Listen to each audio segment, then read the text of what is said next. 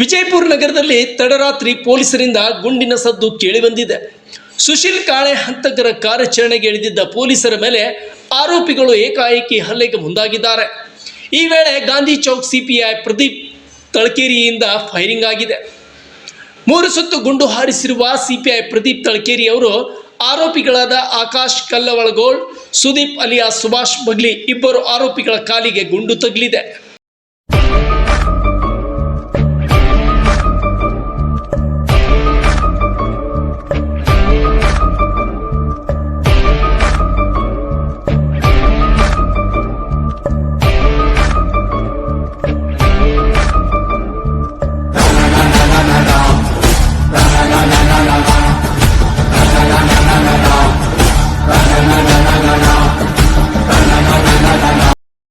ಇನ್ನು ಆಕಾಶ್ ಮೇಲೆ ಈಗಾಗಲೇ 7 ಪ್ರಕರಣಗಳು ಇದ್ದು, ನಿನ್ನೆ ಹಾಡು ಹಗಲೇ ಹಂತಕ ಬಾಗಪ್ಪನ ಹಳೆ ಆಪ್ತ ಶಿಷ್ಯ ಸುಶೀಲ್ ಕಾಳೆಯನ್ನು ಆರೋಪಿಗಳು ಗುಂಡಿಕ್ಕಿ ಹತ್ಯೆಗೈದಿದ್ದರು.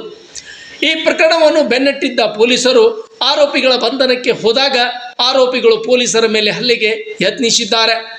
ಈ ವೇಳೆ ಸಿಪಿಐ ಪ್ರದೀಪ್ ತಳಕೇರಿ ಫೈರಿಂಗ್ ನಡೆಸಿದ್ದಾರೆ.